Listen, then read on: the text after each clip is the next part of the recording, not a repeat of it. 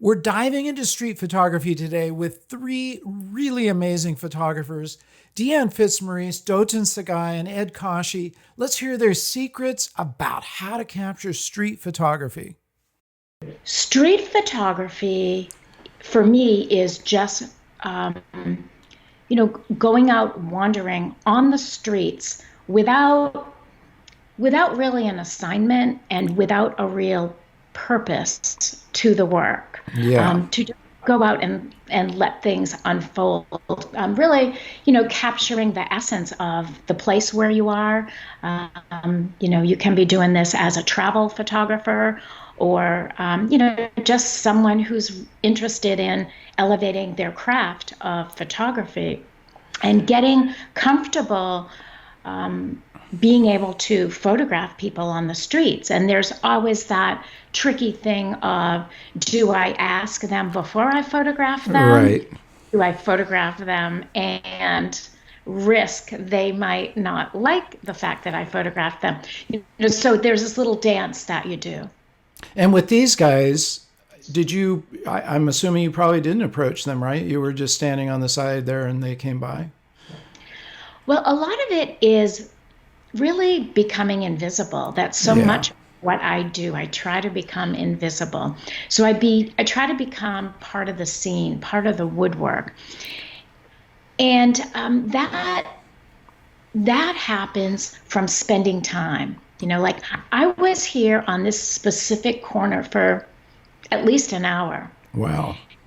And I was there because these two little boys were playing stickball. Oh, So yeah. they had stick, and usually like a little bottle cap or something that they're playing baseball with on the streets. And so they were having a great time and they were ignoring me. Like at first they were looking at me, they were posing, and then they forgot about me. And I was able to start capturing some moments. And I was kind of timing it. I was looking at what was happening with the light. It was late afternoon, maybe 6, 7 o'clock.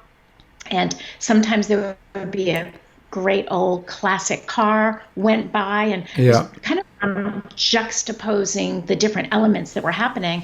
And then all of a sudden, like it was out of central casting, these two horses come riding down the street. This, first one with the two guys, riding bareback, smoking a cigarette. Yeah. And usually what happens is they see me, I lift up my camera, like instinctively, like, whoa, things are happening here. Lift Yeah. up my camera and I'm thinking, okay, I want to capture this whole scene, including these two little boys.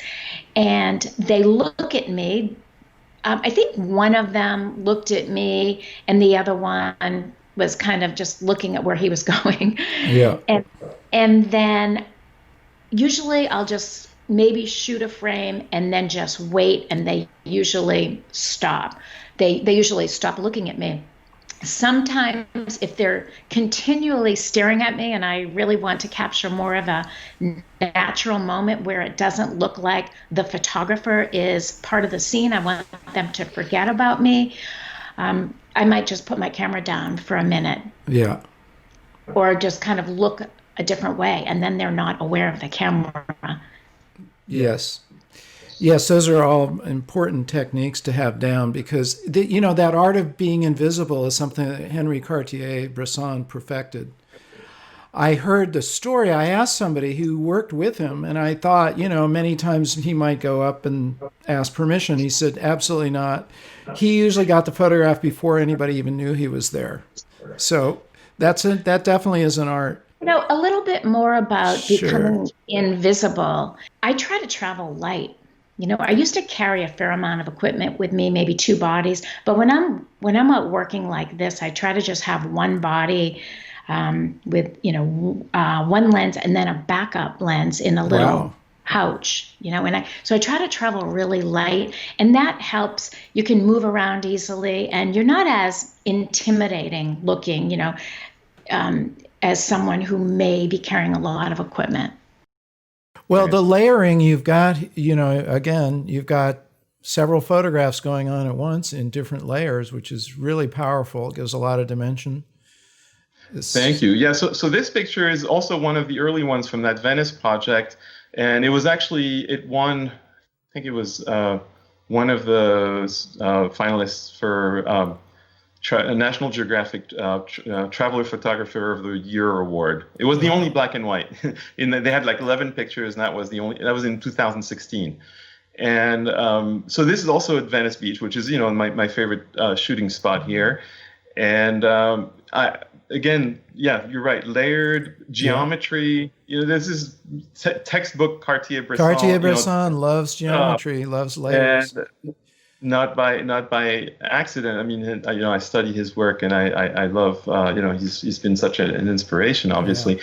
But yeah, these images. I mean, they require a little bit of luck, obviously. In this case, I was not even looking through the viewfinder because I don't know if you can see in the background. There's that fence around this gym. This is an outdoor gym that's very. And so there's that rusty fence that has very tight, bars around it, and I really needed the low angle to capture the juxtaposition of the two bodybuilders, and I couldn't get it behind that fence because by lowering the camera, I had the bars of the fence in front of me. So I had to kind of hunch over the fence, and put the camera down, which meant I couldn't look through the viewfinder, and I had to kind of aim the best I could while sort of timing the moment to get this result. So I took a couple of shots, and luckily one of them worked out, and it was at the peak moment. And so, what was your lens? Do you remember? So that's a great question, because that's the important part. It's impossible to do this kind of stuff with a zoom, or with if you constantly change lenses. I shoot only with a 35 millimeter prime, which means I really know.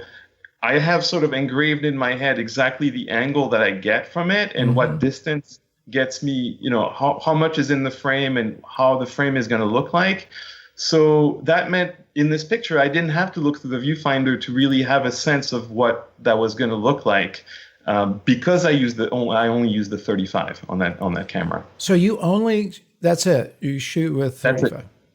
35 is all I use. I have a 50 that I use maybe, I don't know, 1% of the time. I don't even know why I have it anymore. Yeah. And but yeah, the 35 is the only lens, and the benefit. A lot of people think of that as a something detrimental, that I'm limited because I only have a 35. So there's only I can only do certain things.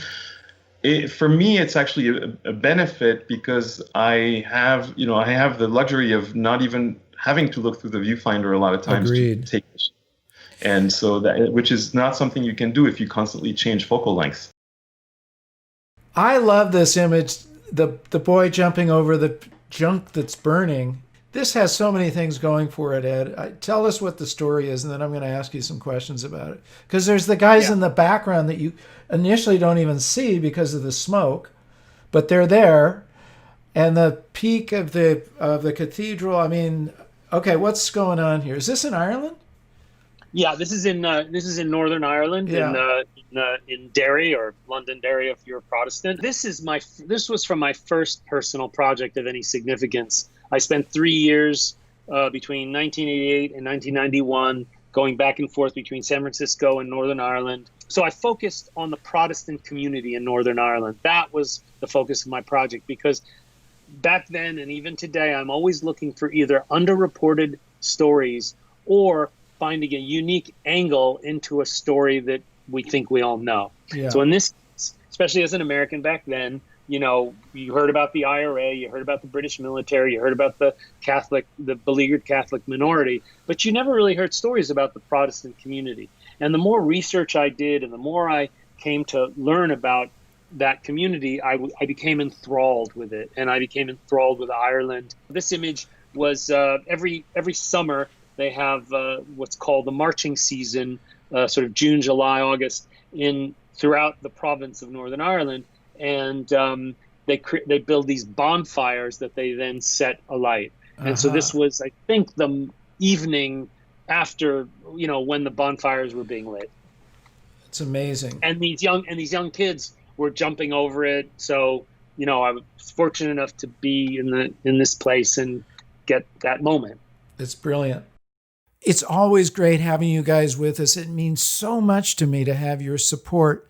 Hey, listen, if you haven't already done it, please subscribe, enable the bell, like the video, share with your friends. We want to get these videos out to the whole world. Leave your comments. I read every one of them. I try to respond to them all. And listen, stay safe, stay well, and remember to get out and capture your own images of life.